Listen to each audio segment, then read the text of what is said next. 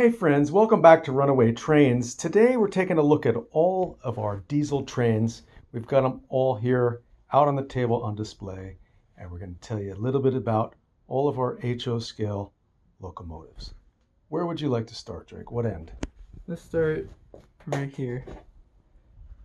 I have a lot of Santa Fe trains.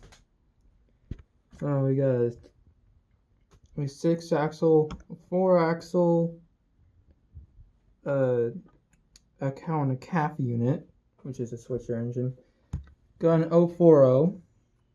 Got an same one as this one, but this one has sound, this one doesn't. I have a BNSF engine, Burlington Northern, Union Pacific, Southern Pacific, Norfolk and Western, and then I also have a Great Northern GP9, and then I have a chassis system locomotive, an Alco RS3, a GG1, Conrail, Jersey Central, Good old New Jersey. got an Amtrak Siemens Charger, What's the number on that one? 2111. 2111. Got an Amtrak F unit, BC Rail, Canadian National, another Canadian National, and the 1985 Runaway train. Now this 1985 Runaway Train, as you guys have probably guessed, is how we got the name of our channel, Runaway Trains. Now this is a custom though. You made this, right? Yep. And what did you do? I took a couple engines I wanted to make the train out of. This one is a GP38. This one is an F7. I have two GP9s, but one of them is supposed to be a GP7, but I didn't have any GP7s. I only had GP9s. Well, that's pretty close. You know, I can hear Manny and Buck right now yelling at each other.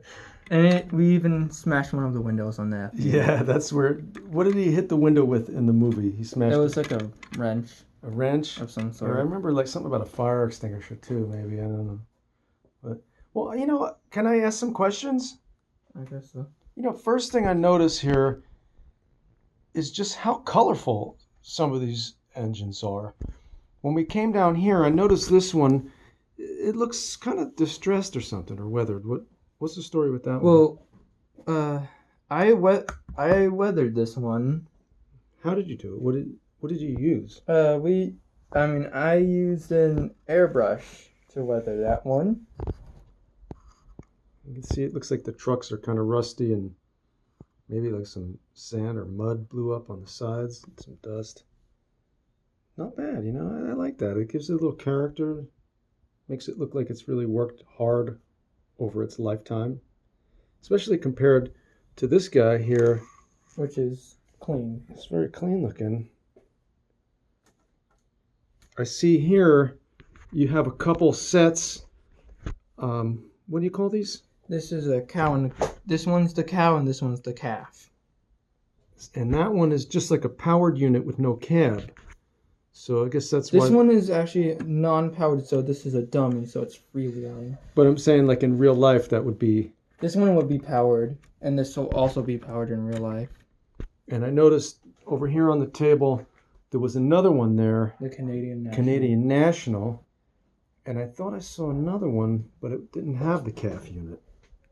That's, what is that one? This one is a Southern Pacific. And it looks like it's got the single horn there. I don't know if you guys can see the single horn. That's the Leslie A200. Leslie A200. That's my favorite horn on the trains. That and the Amtrak horn are my two favorite. Do you have any favorites, Drake? Probably the Nathan P3, which is a 3-chime right there on the top. You guys can see that, right? And, you know, all those horns, they're tuned to a special pitch. And, you know, maybe the people who really collect those and know a lot about them can probably tell you more. I find it fascinating. There's one guy, I think he's called the Horn King.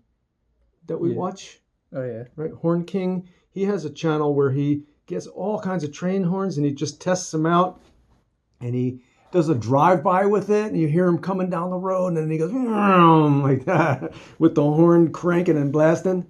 And I always think, where is he doing that? You know, people who live out in that farmland, country neighborhood, whatever it is, must hate that guy. Anyway, back to your trains here. I see a small switcher there, and then next to that, that looks like another. This is an SW. This one's an SW. This one is also an SW, and then the Canadian National right here. These are all. This one is also an SW. Now, you said this one here has sound, though. Yes. You know, I see mostly DC engines on your train table here, and with this one with the sound, you got to use a special controller to run that, right? Yes. Which we actually have And the NCE power cab, so that's what we're using for DCC, right? DCC and sound.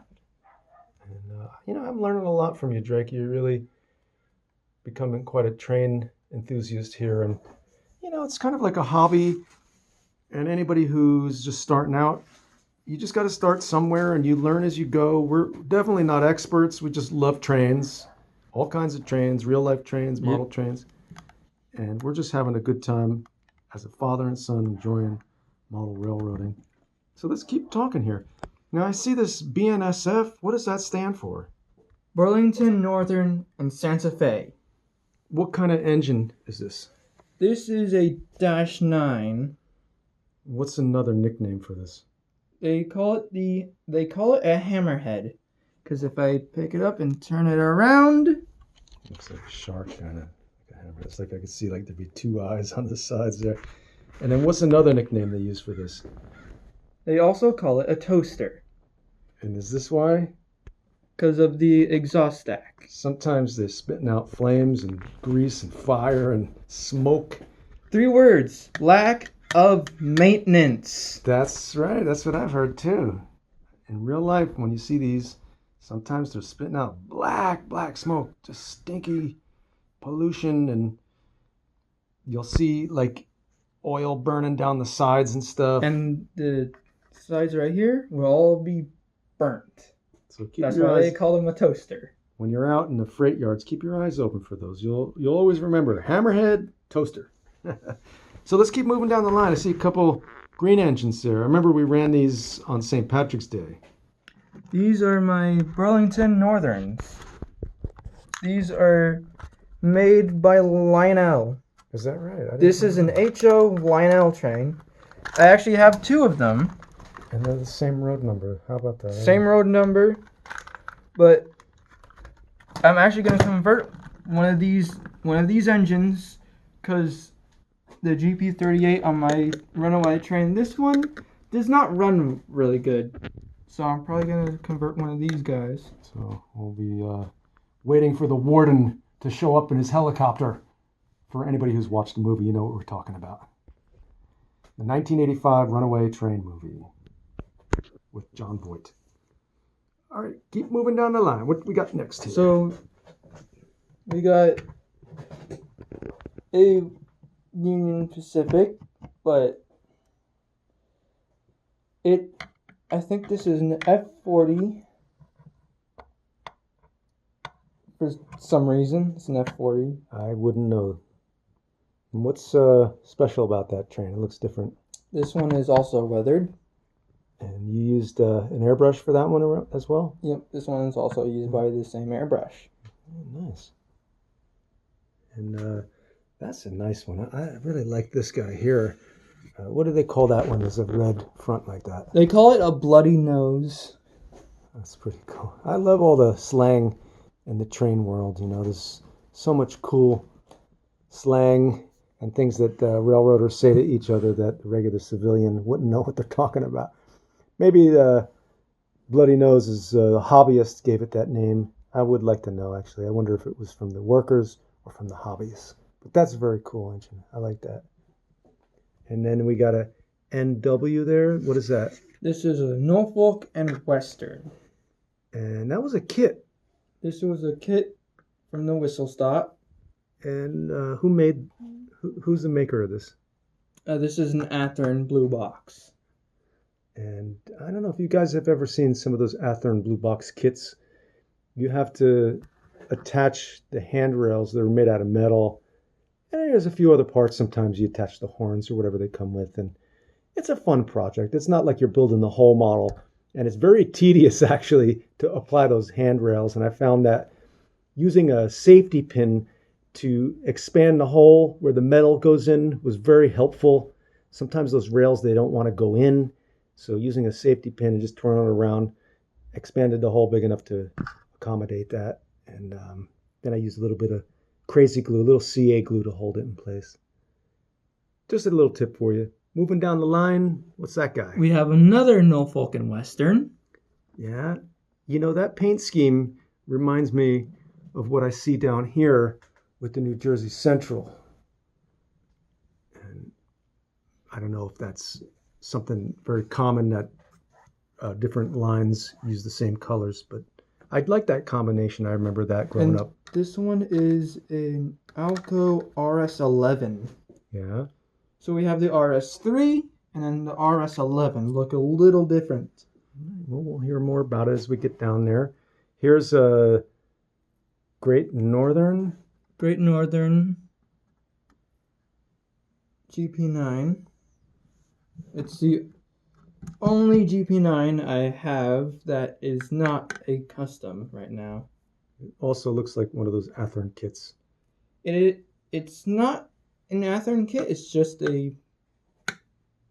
just plain old Athearn blue box. Okay, I'm moving down here. I see Chessie. We got a chassis system.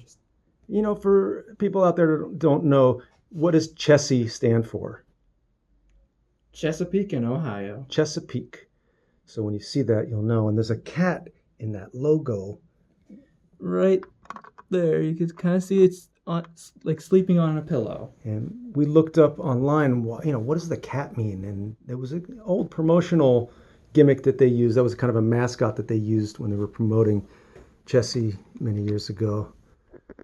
And here, I love this Alco. It's an undecorated train.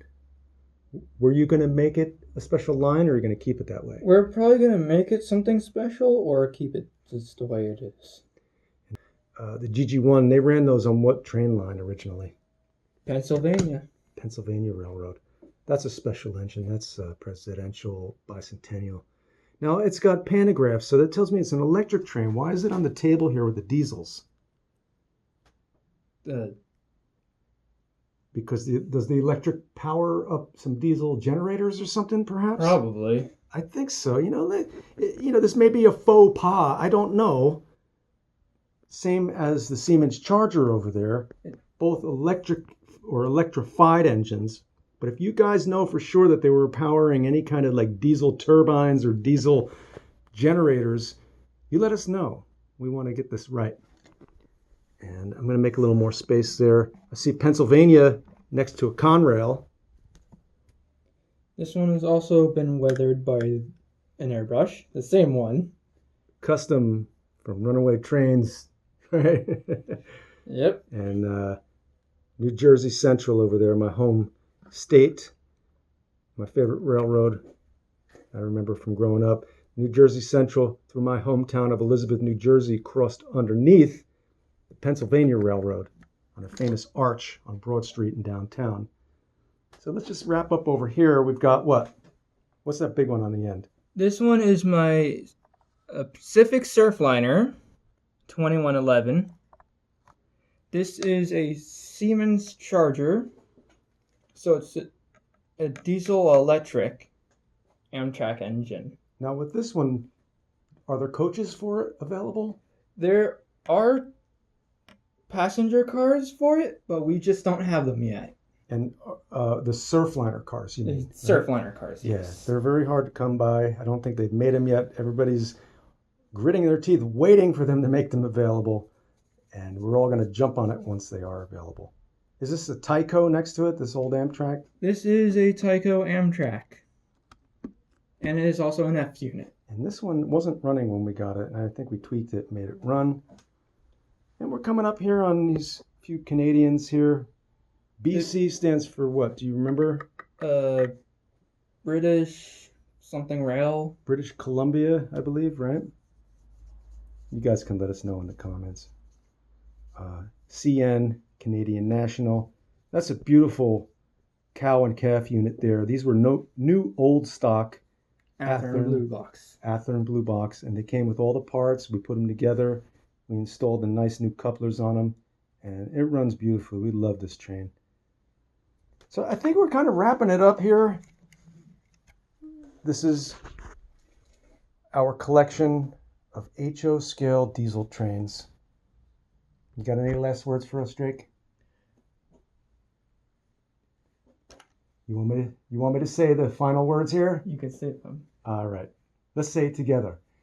Thanks for watching Runaway Trains. We'll see you on the next run.